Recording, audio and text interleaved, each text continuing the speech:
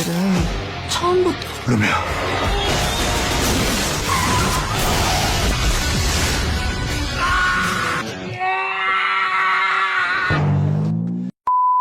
Halo semua, bertemu lagi dengan aku, Riko Angga. Bagaimana kabar kalian semua? Ya, aku harap kalian baik-baik saja. Oke, pada video kali ini aku akan menceritakan alur cerita dari film Psychokinesis yang dirilis tahun 2018. Arti dari Psychokinesis adalah kemampuan menggerakkan sesuatu dengan pikiran ataupun gerakan tubuh. Ya, jadi yang akan diceritakan di film ini adalah manusia yang mempunyai kekuatan Psychokinesis. Oke, gak usah banyak bacot lagi, mari kita simak video ini sampai habis.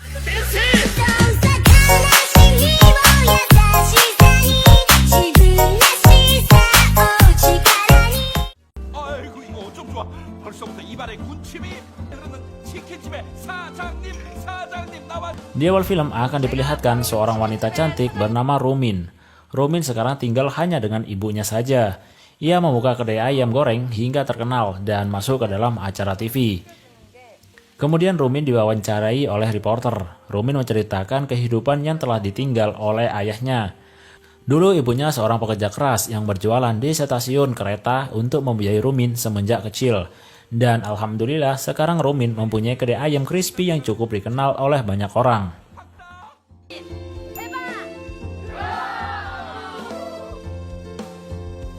Scene berpindah ke malam hari ketika Rumin sedang tertidur. Tiba-tiba ada segerombolan orang seperti kontraktor sedang memasang maksud dan membuat keonaran. Rumin pun terbangun dan menelpon pamannya untuk segera datang ke sana. Rumin mencoba untuk menghalangi, namun mereka semua menyeret Rumin keluar bangunan. Kemudian datanglah ibunya Rumin dengan membawa mobil. Ibunya pun mencoba menolong Rumin dari segerombolan orang-orang itu, tetapi aksinya gagal. Dengan terpaksa, akhirnya ibunya Rumin menabrak mereka semua, namun sayangnya ibunya Rumin menabrak trotoar jalan. Para kontraktor itu kemudian memaksa ibunya Rumin untuk keluar, tetapi karena paksaan tersebut membuat ibunya Rumin jatuh dan kepalanya terbentur trotoar jalan, sehingga membuatnya meninggal seketika. Kejadian ini berbarengan dengan jatuhnya semacam meteor, di mana meteor tersebut mengalirkan sebuah benih-benih keindahan, kenyamanan, kesabaran, keragaman budaya, apa sih asuh. Aliran meteor tersebut ternyata mengalir ke sebuah air yang ada di gunung. Lalu kita akan diperlihatkan bahwa air tersebut diminum oleh seorang bapak-bapak keriput bernama Shin Suk-hun. Setelah meminum air tersebut, Suk-hun merasa aneh pada perutnya, namun ia hanya mengira sakit perutnya karena air yang telah tercemar. Cerita berlanjut bahwa Suk-hun adalah orang yang bekerja di salah satu bank sebagai security. Kemudian ia menceritakan kepada seorang nenek-nenek bahwa dirinya sering mengambil kopi dan barang lainnya seperti tisu dari kantornya. Hari sudah sore, Suk-hun berganti shift dengan partnernya dan ia pun segera untuk pulang. Sebelum pulang ke rumah, Suk-hun nongkrong di pinggir Indomaret dan memakan sedikit cemilan. Namun tiba-tiba Suk-hun merasakan kesakitan di perutnya. Ia pun meraung-raung kesakitan dan tanpa ia sadari ia menggerakkan benda-benda di sekelilingnya hingga berserakan.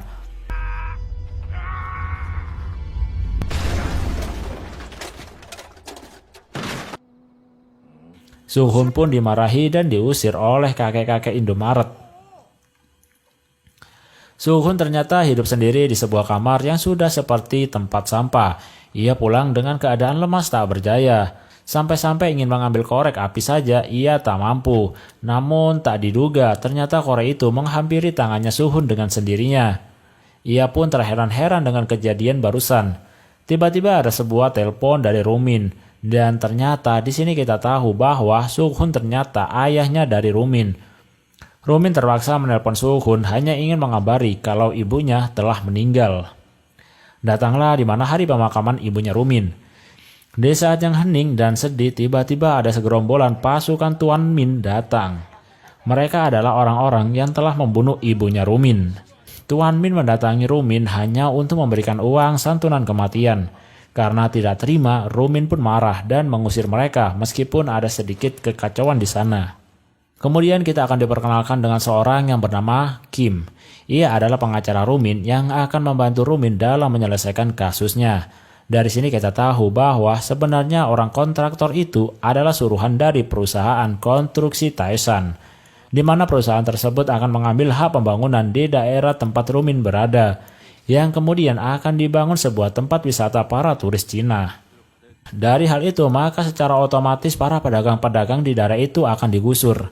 Dan karena mereka menolak, akhirnya terjadilah sebuah keributan antara pedagang di sana dan perusahaan tersebut. Suhun yang mengetahui hal itu pun kesal, karena selama ini ternyata anaknya harus berjuang seperti itu. Karena kekesalan itu, tanpa sengaja ia mengerahkan tumpukan sampah di jalan.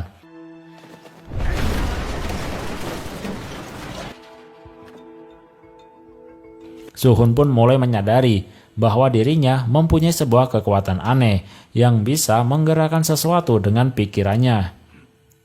Sepulangnya, ia pun mencoba kekuatan tersebut. Dengan sebuah korek api, ia mulai mencoba menggerakkannya.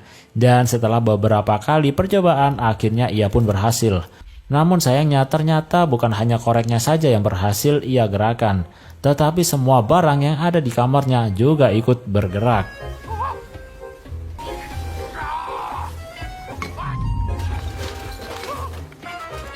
Hari menjelang subuh, Sukhun lebih awal datang ke kantornya. Partnernya pun kaget dengan kedatangan Sukhun yang tidak seperti biasanya. Sukhun ternyata hanya ingin menanyakan tentang gaji pesulap. Bahwa dengan kemampuannya tersebut, Sukhun berpikir bahwa bisa menjadi pesulap dan mendapatkan gaji yang besar. Shin berpindah ke tempat orang pedagang dan Rumin berkumpul. Mereka sedang membicarakan agar bisa menyelesaikan permasalahan ini. Kim yang sebagai pengacara akan berusaha untuk menemui jaksa untuk menuntut perusahaan konstruksi tersebut atas semua yang mereka perbuat. Tetapi mereka berpikir bahwa perusahaan sebesar itu akan selalu menang di dalam pengadilan. Sukhun pun khawatir dengan Rumin karena berada di tempat itu akan membahayakan dirinya. Sehingga Sukhun angkat bicara untuk membawa Rumin pergi dari situ. Dan kemudian Sukhun berkata bahwa melawan mereka bukanlah sebuah jalan keluar. Namun karena perkataan itu membuat orang di sana termasuk Rumin tersinggung dan marah.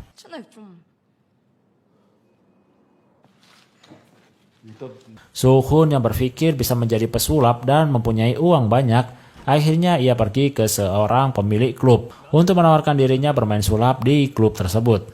Awalnya pemilik klub itu tidak percaya, namun ketika Sukhun membuktikannya, ia pun langsung terkejut melihatnya. Dan Sukhun pun akhirnya direkrut olehnya. Besoknya Sukhun menemui Rumin untuk menceritakan apa yang telah terjadi kepadanya. Sukhun memperlihatkan kemampuannya kepada Rumin. Tetapi karena hal konyolnya, Rumin pun muak dan marah kepada Sukhun. 뭐 하시는 거예요?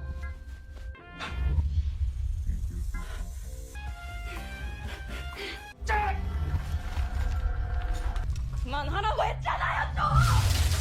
Padahal Sukhun berniat baik kepada Rumin untuk membawanya pergi dari sana dan hidup bersamanya karena Sukhun sekarang sudah bekerja di salah satu klub malam sebagai pesulap. Namun karena rasa sakitnya Rumin yang sudah ditinggal sejak kecil oleh ayahnya, Rumin pun masih tidak bisa menerima Sukhun sebagai ayahnya. Karena tidak bisa membawa Rumin, Sukhun pun pergi. Namun di tengah perjalanan, tiba-tiba ia melihat ada sekelompok mobil yang dipimpin oleh Tuan Min menuju tempat Rumin berada. Sukhun pun bergegas kembali karena merasa ada yang bahaya akan menimpa Rumin. Di sisi lain, para pedagang di sana yang melihat para sekelompok kontraktor segera untuk membuat pertahanan untuk melawan mereka. Kericuhan pun terjadi. Para kontraktor yang jumlahnya tidak sedikit dan membawa pemukul besi langsung bergegas untuk menyerang Rumin dan kawan-kawan. Ya, jelas saja Rumin dan kawan-kawan sudah pasti diobrak-abrik sama mereka. Namun tak lama kemudian datanglah Sukhun. Sukhun tidak menyadari bahwa kekuatannya itu bisa menghajar semua orang. Awalnya ia hanya bertahan dan menghindari, namun siapa sangka bahwa gerakan itu bisa melempar orang-orang di sana. Akhirnya Sukhun pun melawan mereka semua dengan tangan kosong dan tanpa sentuhan sama sekali.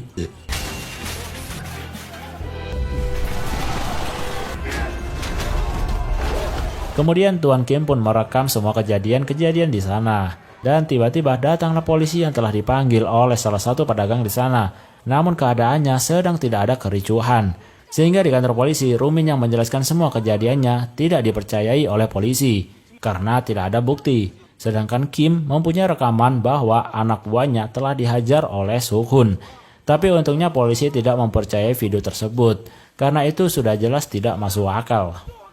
Dan akhirnya polisi itu menyarankan mereka berdua damai, karena polisi menganggap bahwa mereka berdua sama-sama salah. Sepulang dari kantor polisi, para pedagang itu bangga dengan Suk-hun, karena Suk-hun bisa menyelamatkan mereka dengan kekuatan tersebut. Suk-hun disambut hangat oleh para pedagang tersebut. Di malam harinya, para kontraktor yang berjaga di sekeliling wilayah tersebut merasa ketakutan karena tiba-tiba mereka melihat barang-barang yang ada di sekitar sana pada terangkat, tak terkecuali mobil mereka. Ternyata itu adalah perbuatan dari Suk-hun yang mencoba untuk membuat pertahanan dengan rongsokan yang menutupi jalan agar para kontraktor itu tidak bisa masuk ke wilayahnya. Para kontraktor yang ketakutan tadi melaporkan pada Tuan Min bahwa mereka akan mengundurkan dirinya karena mereka merasa lagi dihukum Tuhan atas perbuatan-perbuatan mereka selama ini. Kemudian Tuan Min mendapatkan telepon dari atasan perusahaan Taesan yang mana ia akan diajak makan siang besok harinya. Keesokan harinya, Rumin mendapatkan wawancara dari reporter yang dulu pernah mewawancarai kedainya. Rumin berharap apa yang ia sampaikan sekarang bisa terdengar oleh publik. Kemudian Rumin dan Suk-hun pergi untuk makan siang, dan ternyata sebenarnya Rumin sangat khawatir dengan keadaan ayahnya yang selalu memakai kekuatan tersebut. Sehingga Rumin menganjurkan kepada ayahnya untuk pergi periksa ke dokter. Scene berpindah ke Tuan Min dan asistennya yang datang ke sebuah gedung mewah untuk makan siang dengan pimpinan perusahaan Taesan. Kemudian datanglah wanita cantik yakni Direktur Hong. Awalnya suasana tenang, kelihatan semua baik-baik saja. Namun ketika Direktur Hong menyuruh seseorang untuk masuk, tiba-tiba mereka langsung menyerang Tuan Kim dan menghantam sampai babak belur.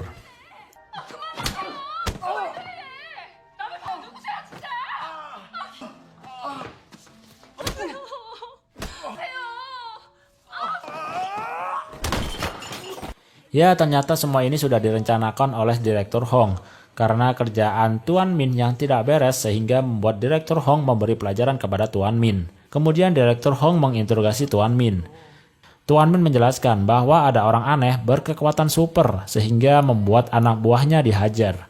Mereka berdua pun mempunyai sebuah rencana agar pergusuran tersebut bisa segera terselesaikan. Di malam harinya para pedagang-pedagang tersebut makan bersama. Tiba-tiba mereka dikagetkan dengan berita yang disiarkan di TV. Di mana berita tersebut mengatakan bahwa Suk-hun adalah seorang yang jahat. Dan juga ada seorang narasumber yang mengatakan bahwa sebenarnya itu bukanlah kekuatan super, melainkan ada senjata yang tak terlihat di tangan Suk-hun. Ya, jelas saja itu adalah sebuah kebohongan yang diutarakan oleh narasumber itu di TV. Esok paginya datanglah polisi ke tempat Rumin dan kawan-kawan. Mereka ditugaskan untuk menangkap Suk-hun dikarenakan telah ketahuan mencuri barang-barang di kantornya. Ya, dari sinilah kita tahu rencana yang telah diobrolkan oleh Direktur Hong dan Tuan Min. Oke, akan aku jelasin. Jadi awalnya anak buah Tuan Min dibayar untuk mengakui bahwa dirinya lah yang menjadi pembunuh ibunya Rumin. Dan kemudian mereka berpura-pura bangkrut dan membuka perusahaan baru, agar mereka bisa mendapatkan kontrak baru dengan mudah. Setelah itu semua selesai, mereka akan menangkap dan memenjarakan Suk-hun dengan alasan sering mencuri di kantornya. Dan sungguh kebetulan sekali bahwa alasan yang mengada-ngada itu benar-benar dialami oleh Suk-hun, sehingga membuat Suk-hun pasrah saja. Dari sinilah mereka akan bekerja sama dengan polisi untuk melancarkan pekerjaannya tersebut. Semua polisi dan kontraktor pun dikerahkan oleh Tuan Min untuk segera menggusur tempat tersebut. Dengan tekad yang kuat, Rumin dan kawan-kawan mencoba untuk melawan dengan serangan botol api. Namun sayangnya karena terlalu banyaknya polisi, Rumin dan kawan-kawan pun kewalahan. Di sisi lain, Suk-hun diinterogasi oleh Direktur Hong, di mana Direktur Hong menawarkan pekerjaan kepada Suk-hun. Jika dia menerimanya, ia akan merasa aman, dan jika menolaknya, maka hidupnya tidak akan tenang. Kemudian Suk-hun pun dibawa ke penjara. Namun tiba-tiba ia melihat berita di TV bahwa Rumin dan kawan-kawan sedang diserang. Dari sinilah Suk-hun pun marah sehingga membuat dirinya kabur dari penjara.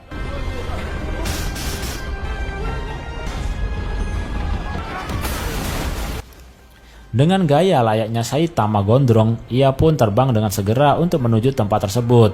Meskipun sebenarnya Suk-hun masih belepotan dengan kekuatan tersebut. Singkat cerita, sampailah Soo-hun di tempat tersebut. Ia pun mulai menghajar semua polisi yang ada di dalam gedung maupun di atas gedung. Namun tiba-tiba Soo-hun melihat Rumin dalam bahaya, berada di kontainer gantung. Dengan segera Soo-hun pun menyelamatkannya, tetapi karena terlalu kuat, ia pun tak kuasa menahannya, sehingga membuat Rumin terjatuh. Tapi untungnya dengan segera Soo-hun bisa menyelamatkannya.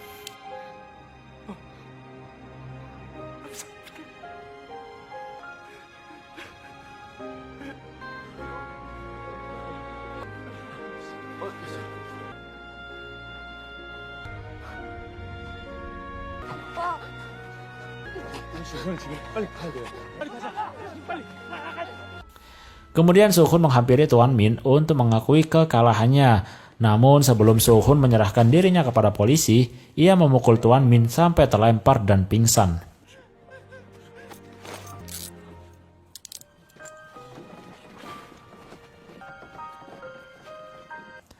Empat tahun berlalu, Soo-hun pun terbebas dari penjara. Betapa sedihnya ketika keluar, hanya Soo-hun yang sendirian tanpa adanya jemputan.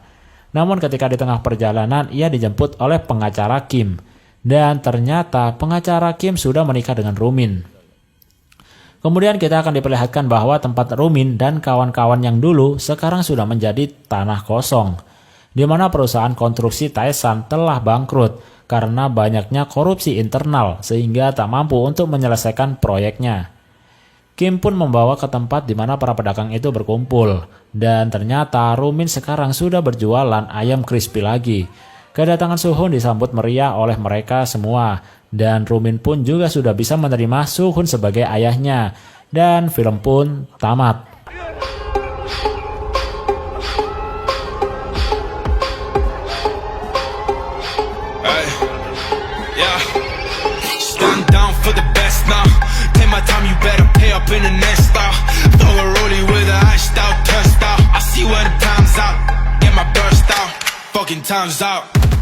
Oke, pembahasan singkat dari film ini.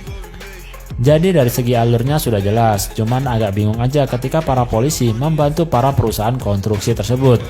Mungkin alasan kuat bisa jadi karena uang, namun kurang pas aja gitu menindas rakyatnya dengan bantuan polisi. Ya paling nggak memanggil Avenger gitu.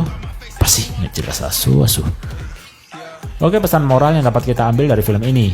Jika kalian mempunyai tekad yang kuat untuk mempertahankan sesuatu, yakinlah proses tidak akan mengkhianati hasil. Dan yakinlah orang yang benar akan selalu mendapatkan kebaikan. Oke guys, mungkin itu saja pembahasan film di video ini. Maaf jika ada salah kata, terima kasih sudah menonton dan see you next time.